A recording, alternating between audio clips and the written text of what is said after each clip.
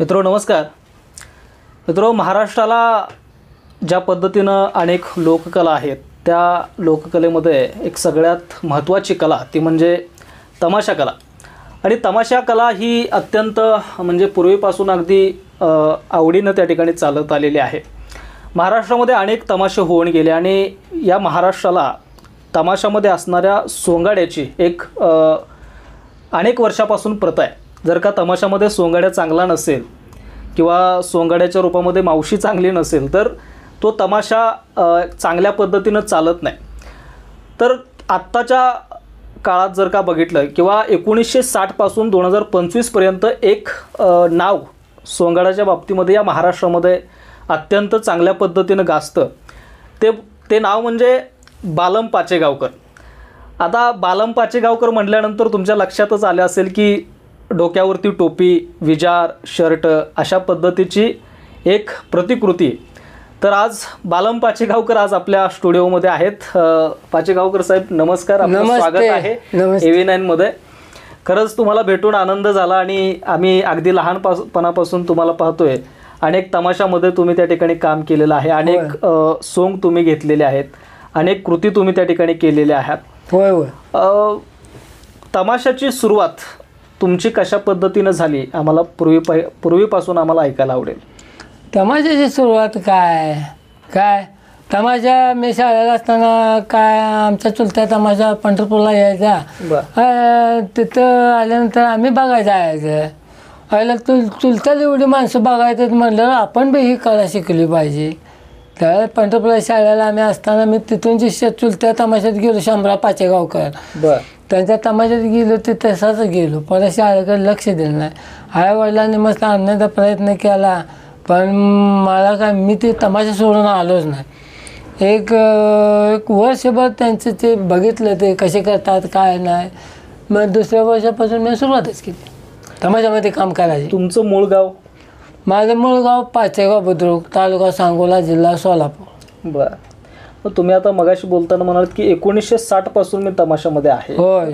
त्यावेळी वय किती होतं तुमचं नक्की? त्यावेळी अंदाज असेल 20-21 पर्यंत असेल ना। त्यावेळी वयाच्या 20व्या पासूनच तुम्ही सुरुवात केली? काय परिस्थितीनुसार केलं ते। सुरुवातीला कोणत्या तमाशात काम केलं तुम्ही? सुरुवातीला मी शिकोशिवा घाट नंदेकरांच्या तमाशात गेलो पण तिथे काय तमाशा करायला गेलो नाही। आपली कला कशी आपल्याला अवगत करता येईल ते मी काय करत पहिलं बिगाऱ्याचं काम केलं। ते कुठं पेट्या उचल काय त्यांची काय कामं असतील ते करायची। पूर्वी काय अशा गाड्या वगैरे काय नव्हत्या, आम्ही बैलगाडीतून तमाशा करायचा असं करायचं। बायका बैलगाडीत बसायचं आम्ही चालत जायचं। सुरुवातीला तुम्हाला असं डायरेक्ट काम मिळालं नाही? तसं कोणतंही काम आपणाला डायरेक्ट काम करायला तिथे समाजातलं काहीतरी आलं पाहिजे ना। आपणाला काय येत नाही, डायरेक्ट काम केलं तरी आपण बुचकाळात पडणार।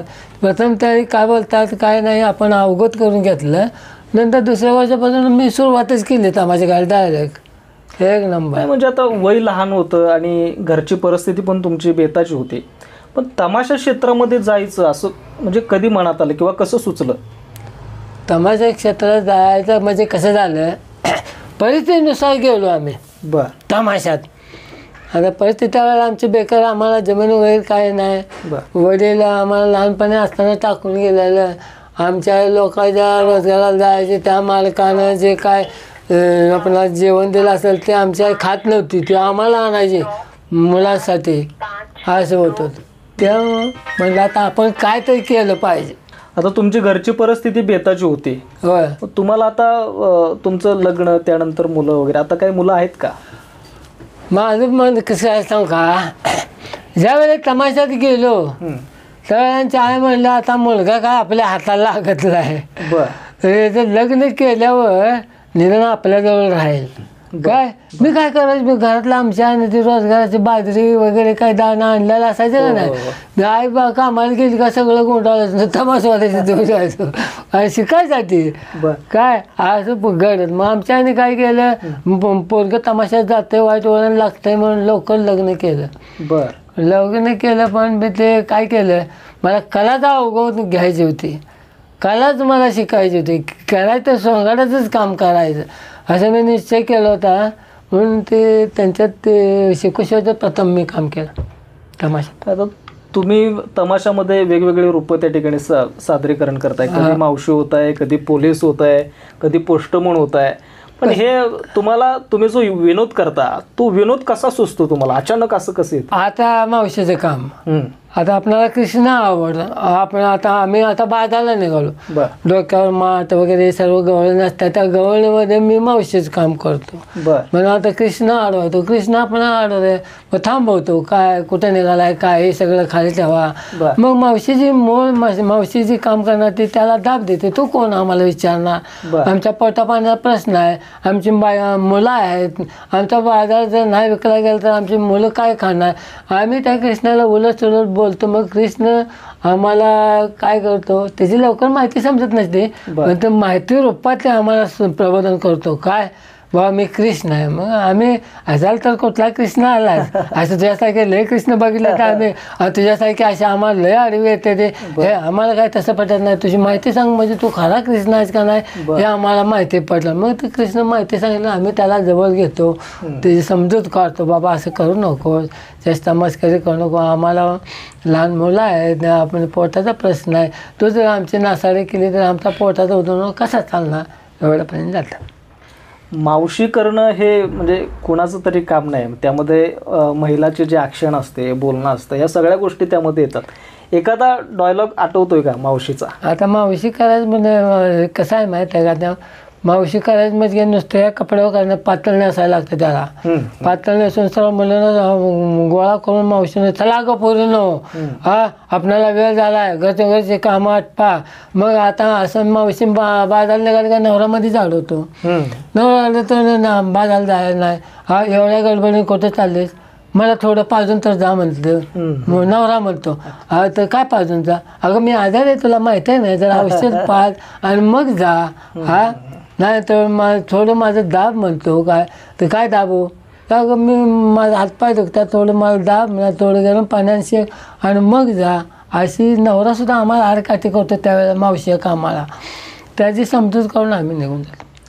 म्हणजे तमाशा चालू असताना किंवा तुमचे ते सोंगड्याचं रूप असेल किंवा जे पात्र चालू असतात त्याच्यामध्ये अनेक प्रकारचे विनोद होत असतात, अनेक प्रकारचे. मात्र असे ज्याला आपण कमरेखालचे विनोद म्हणतो ते करणं कितपत योग्य? आता तुमचे बऱ्यापैकी कमरेखालचे विनोद असतात त्यामध्ये असतात, पण ते तुम्हाला योग्य वाटतं का, किंवा प्रेक्षक काय म्हणजे वाटत असेल त्या? आता कसं झालं माहीत आहे का, कमरेखाल आता जे खेडेगाव जे तमाशे चालतात त्याला कमरेपासून खालचे विनोद फार आवडतात. आणि जे आपले असे मुंबई पुणे आणि असे फुले विद्यापीठ, मुंबई विद्यापीठ, पुणे बालगंधर्वला जे असे तमाशे तिथे लेडीज जास्त बघायला असतात, असलं वाचरच चालत नाही तिथं. आम्ही विनोद करतो लेडीज असल्या ना, एकदम सुशिक्षित विनोद करतो, पारंपरिक विनोद करतो, बाई शहाणे असले तरच हसणार, नाही तर हसणार नाही, असं इनडायरेक्ट करतो, डायरेक्ट बोलत नाही.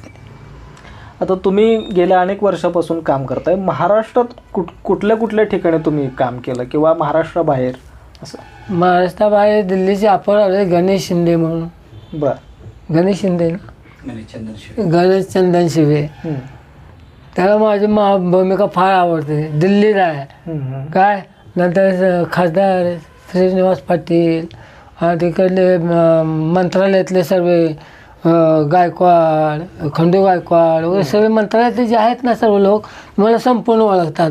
माझा कार्यक्रम बेल्ल्याला असला, मुंबईला पुण्याला असला ते सगळे लोक बघायचे, बालम पाचेगाव आलेत, इकडले नाशिकडले जुन्नर, हे संगमनेर, तिकडे सर्व लोक येतात बघायला, बालम पाचेगावला जायचं बघायला. मग अशी परिस्थिती. इतर वेळी जेव्हा लोक चर्चा करतात तेव्हा तुमचं नाव समोर येतं, बालम पाचेगावकर म्हणून. लोक म्हणतात हा तो म्हातारा, अशा पद्धतीची चर्चा असते. पण तुम्ही तमाशा चालू असताना तुमची जेव्हा एंट्री होते स्टेजवरती, जवळपास लोकांशी उत्साह असतो लोकांच्या मध्ये, टाळ्या शिट्ट्या ते सुरूच असतात. ते बघून तुम्हाला काय वाटतं? ते असं लोकांच्या टाळ्या शिट्ट्या जर आज आम्ही समोर नुसतं जाऊन उभा राहिलो ना, मला आनंद किती होत असेल. आपली ख्याती किती, आपलं नाव किती आहे, त्या पद्धतीनं म्हणजे ऊर भरून येतं आपलं, असं असतं. तमाशा कला हे लोकांना वाईट दिसते, पण आमच्या पेशातून ते आम्हाला चांगलं वाटतं. तमाशा क्षेत्रातील तुम्ही एक अगदी ज्येष्ठ कलाकार आहात. ज्येष्ठ तुमच्या लाईनचे बरेचसेच कलाकार अजून गेलेच हयात राहिले असतील किंवा नसतील. नाही. तुम्ही जेव्हा तरुणपणात होता म्हणजे तमाशा म्हटलं तर अनेक गोष्टी त्याच्यामध्ये येतात. आता तुमच्या तमाशामध्ये महिला देखील असतात. मग काही तमाशामध्ये इकडं तिकडं थोडंसं कलाकार एकत्र येतात, महिला कलाकार एकत्र येतात. तुमच्या तारुण्यामध्ये असं काही घडलं होतं का एखादी म्हणजे प्रेम प्रकरण किंवा काय? तसं प्रेम प्रकार घडलं. बर. काय एका आता खरं सांगायला काय एका म्हणजे काय एक मुलगी फार मला म्हणजे माझं प्रेम करत होती. बर. काय पण ती काय म्हणायची, बालम तू एक टाईम. मी म्हणाले मी अजिबात नाही, पोस्टेलाच नाही. शेवटी आता सांगायचं म्हणजे स्वतः, पण मी ते तसलं काय केलं नाही. बर. नाही तुला काय मताच लागली सांग, तुझी सेवा करायला सांग, पण तसलं मला काय जमणार नाही आणि मी ते काय करणार नाही. आयुष्यात कधी केलं बी नाही. परत तरी माते समान आत्तापर्यंत जाणले मी काय असं शरीराला बोट लावून घेणार नाही. हा आत्तापर्यंतची गोष्ट आहे. बर. कुठल्याही कलाकाराला विचार बालम कसा आहे ते लोक सांगणार, बाहेरची लोक सांगतील, कलाकार सांगतील, ते सांगतील, असं आहे.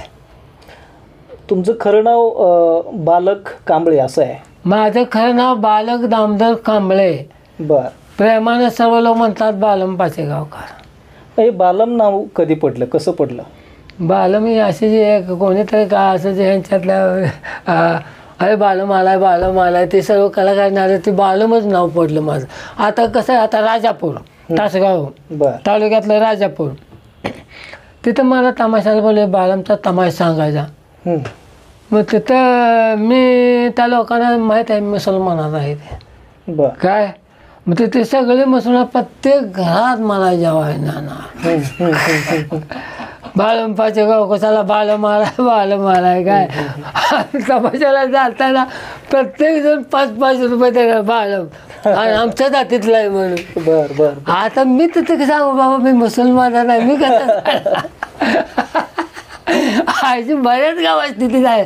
अजून मला लोक म्हणते बालम पाचेगावकर मुसलमानाला, पण मी सध्या जयभीम मला बालक दामोदर कांबळे. अरे वा. हो. तमाशा सोडून किंवा जेव्हा तुम्हाला कामं नसतात तमाशाची किंवा ऑफ सीझन ज्याला आपण म्हणतो, तेव्हा इतर वेळी काय करता? आता तमाशात कामं नाही, हाफ सीझनला आला, आता येते वेळा तमाशा नसला तर काय करायचं, 2-4 शेरडा येते आपले घ्यायचे, भाकरी बांधायचे, पाण्याची बाटली घ्यायची, पिशवी अडकावायची आणि डोंगरात जाऊन तमाशा करत एकटंच बसायचं. आपणच बोलायचं ना आपणच मागसूर धरायचा, आपणच म्हणायचं. असं प्रॅक्टिस करत बसतो. असं प्रॅक्टिस कधी करता का? प्रॅक्टिस करतो की डोंगराला जाऊन एकटंच, बाकी कोण नसते. तर तमाशात तुम्ही कोणकोणती पात्र केलेली आहेत? तमाशात मावशीचं आणि सोंगाड्याचं काम. सगळ्यात फेमस पात्र कोणतं तुमचं, म्हणजे तुम्हाला आवडतं असं? माझं फेमस पात्र मावशीचं जास्त. मला आत्ता सुद्धा लोक म्हणतात मावशीचं काम तर केलंच पाहिजे. माणूस येडा झाला पाहिजे माझ्या मावशी कामाला, पण आता ही वयाच्यामुळं मला मावशी शोभत नाही म्हणून मी काम करणार. बरं. हा सर 80 वर्ष झालीत मला ह्या वयात. आता खरं म्हणजे म्हातारीच असते मावशी, ती काय तरुण नसते. सर्व मुली तरुण असतात, मावशी म्हातारी असते. त्या म्हातारीनं त्या सर्व मुलींना सांभाळून तिथं पण न्यायचं असते. बरोबर असं असतं. मग अगदी तुमचं आता 80 वय झालेलं आहे तरी अजून तुम्ही अशी तब्येत ठीकठाक आहे, म्हणजे कधी काय कुठला त्रास तुम्हाला आरोग्याचा किंवा? तमाशा पेशात असून मी कुठलं व्यसन केलं नाही. कसलं व्यसन केलं नाही. परस्त्री माते समाने आणले, दारूनं शरीर वाटवलं नाही, चोरी कवा केली नाही. आता लोक मला मदत करतात, मी एखाद्या नसलं तर मागून सुद्धा खातो. त्याला काय असतं, मागून खायला कशाला लागाय असं असते. म्हणजे कलाकार म्हणून तुम्हाला आता एवढ्या वर्ष तुम्ही तमाशामध्ये काम केलं, कलाकार म्हणून कधी तुम्हाला वाटलं का या तमाशात यायला नको पाहिजे होतं किंवा असं काय जाणवलं का कधी? आता तसं जाणवलं की आता मी कलाकाराच्या म्हणजे लोकांचा दृष्टिकोन बघण्याचा वेगळा राहतो. तमाशात आहे बालपाचे तमाशा, 2 मुलं लग्न व्हायचे ते आयला, मग मुलं चांगल्या पद्धतीची आहेत. सुशिक्षित आहे ती व्यसन नाही कसलं. पण लग्न करायला म्हटलं तर पोरगी बघा गेलं की म्हणते लगा तमाशाचं घर आणि तमाशा घरात पोरगी द्यायची आहे. आता मला मी सुद्धा मुंबईला कामाला होतं चांगल्या भारत भेजलेत तिथे जर टिकून राहिलं तर मग ही तमाशा कशाला करत बसला असतं. पण परिस्थितीमुळे मी इकडे गेलो. मग लग्नाच्या अगोदरपासून तुम्ही अगदी लहानपणापासून काम करताय. होय. मग लग्न कसं ठरलं? तमाशात आहे असं म्हणून दिलं का काय नोकरी वगैरे काय तेव्हा करत होता?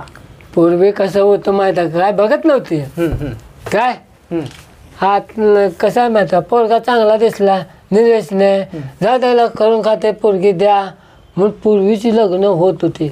आता तुमची 4 मजली 10 मजली माडी असू द्या पोरगा दुकानला असू द्या गाडी असू शिफ्ट गाडी असू द्या घरचं चांगलं असू द्या हे नको म्हणते पोरगी मला सरकारी नोकरीवालाच पाहिजे. आता आहे त्या नोकऱ्या. तेव्हा तुम्हाला काय नोकरी कामधंदा वगैरे कुठे केला का डायरेक्ट पूर्ण तमाशा वेळेला वेळ देत होता? नाही केलंय असे बोंबला असं चुलतं म्हणत होतं पोरगा असं तमाशा बोंबलत फिरतं या काय ह्याला कुठं तर चांगल्या कामाला म्हणून मुंबईला भारत भिजलेत कामाला लावलं मला. बरं. 1 महिना केलं त्यांना न सांगता चालू तमाशात. तमाशाची आवड होती ना आज आहे मी कामच केलं नाही. त्यावेळेला 15 रुपये रोज होता त्यावेळेला भारत भिजलेत बेलापूर रोड ठाणा काय ठाण्यातनं कंपनीची बस असायची जायचं 7चा नाश्ता देतं चांगलं होतं. पण हे तमाशाच्या डोक्यात यायला आलं होतं दिलं सोडून तमाशाच केला. पूर्वी किती मानधन मिळायचं तमाशात? 5 रुपये. 5 रुपये. तेव्हापासून काम करताय? हो 5 रुपयापासून मी काम केलं. आतापर्यंत किती मिळतं काय? आता 1,500 मिळतात. बरं. एका कार्यक्रमाला. म्हणजे 5 रुपयापासून ते आता 1500 पर्यंत. म्हणजे आता तुम्ही लोकांचा तुमच्याकडे बघण्याचा दृष्टिकोन एक अतिशय वेगळा आहे. वेगळा. मग तेवढं मानधन तुम्हाला परवडतं का? आता काय करायचं का आता फार वेगळं आहे ते. बरं. आता समजा आपण नाही गेलो तर ते कुठलं आणायचं पैसे कुठे मिळतील का आपल्याला? नाही पण असं आहे की बालम पाचेगावकर जर तमाशामध्ये नसतील तर तो तमाशाच म्हणता येणार नाही. होतच नाही तमाशा तर असं आहे. आता माझ्या घरी आले ते पण पूर्वी बालम पाचेगावकर असलं तरच सुपारी असत्या. आता हे कोणी आंधळे वगैरे संपूर्ण तासगाव तालुका सांगली बालम पाचेगाव म्हणून बसायला जागा नसत्या एवढं पब्लिक असते. आता मध्यंतरी कोरोनाचा काळ होता. कोरोनामध्ये काय सगळंच त्या ठिकाणी बंद होतं. तुमचं कसं चाललं पोटाचं वगैरे? कोरोनाचा सख्खा भाव आपल्या जवळ येत नव्हता किंवा कोणाचा माणूस जवळ येत नव्हता. पण काय लोकांनी मला मदत केली पत्रकारने म्हणजे डांगे साहेबांनी पुण्याचे नंतर आपलं तासगावचे आपले पत्रकार आपलं काय ते लोढेचे त्याने बी आपल्याला चांगली मदत केली. नंतर सांगोल्याचे पत्रकार काय नंतर इकडले जत तासगाव सांगली सर्व लोकांनी आम्हाला मदत केली. आता तमाशामध्ये अनेक प्रकार म्हणजे सुरुवात तमाशाची नेमकी कशी होती? सुरुवात तमाशाची आपण पेरताना पहिलं कसं 8 तास मारतो का नाही पेरताना 8 तास घेतो का नाही तसं तमाशाला पहिल्यांदा स्टेजचं पूजन करायचं आणि गणपतीचं नाव घ्यायचं आणि गण म्हणायला लागतो. पहिला गण म्हणला की परत ते गवळणी गण संपल्यावर ते गवळणी पुढे जातात नंतर ते मावशीला सुरुवातच. मग त्यामध्ये म्हणणी वगैरे हा पण प्रकार त्यामध्ये येतो. तुम्ही पण अतिशय चांगलं त्या ठिकाणी गणगवळणीमध्ये म्हणणे नसते वागात म्हणणे असते. वगात म्हणणे गणगवळणीत कशी काय तुम्ही पण म्हणता ना तुम्ही कायम म्हणतो आमच्या प्रेक्षकांसाठी एखादी तुम्ही म्हणावी म्हणतो की आज तुम्हाला समजा राजा जंगलात चालला शिपायाला घेऊन काय तर जंगलात कोणकोणची वनस्पती आहे कोणकोणची नाही हे सगळे माहिती घेऊन सांगू. सांगा की. वड पिंपळाची छाया गार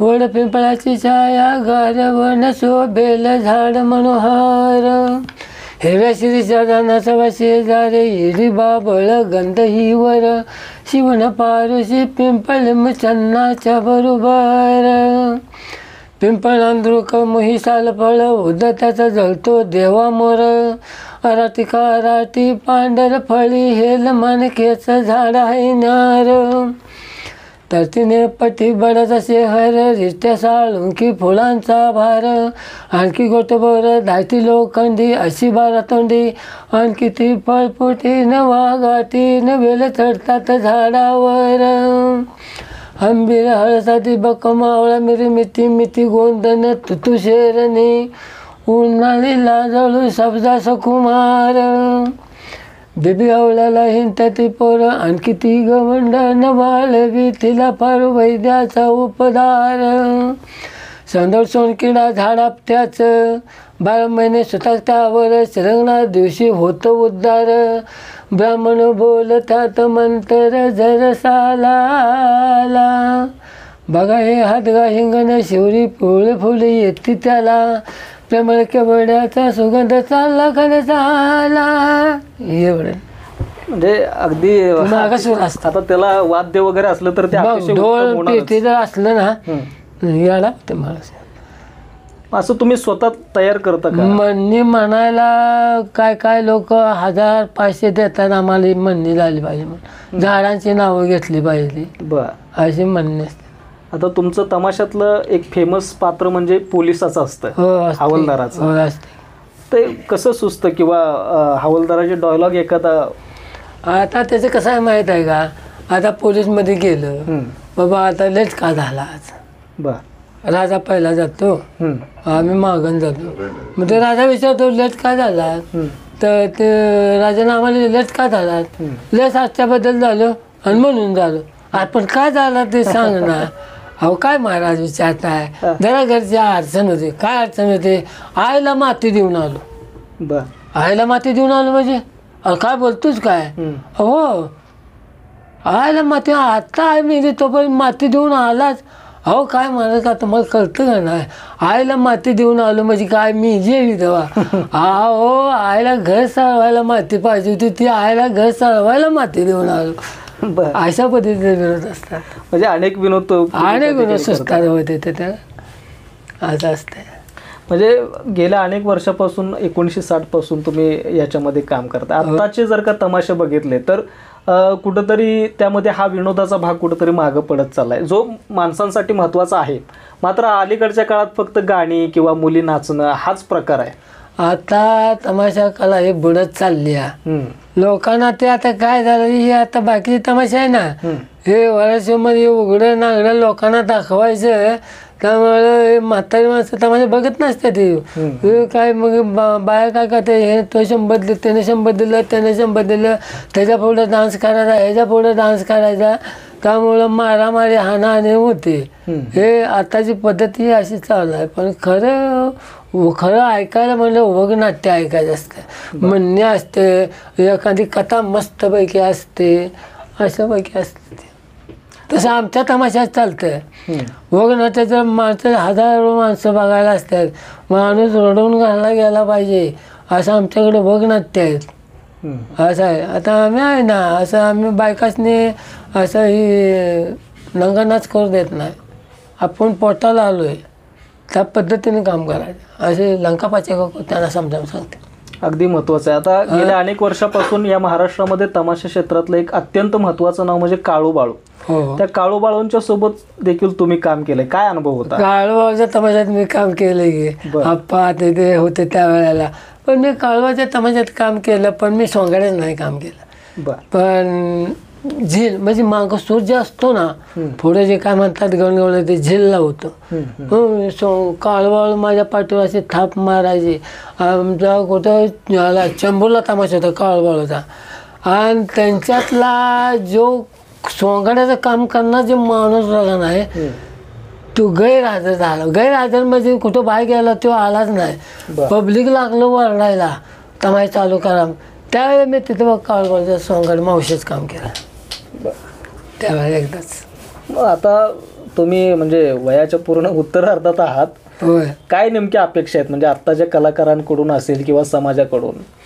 समाजाची काय अपेक्षा? समाज आपल्याला कसं आहे माहीत आहे का, समाजाचा दृष्टिकोन आपल्याला चांगला आहे. हे जायला गेले तमाशात बोंबलत हे समाज असं म्हणणार, एखादं कुठं तर चांगलं लागलं असतं, काही केलं असतं, समाज असा होण्याची वाटा करी असते समाज.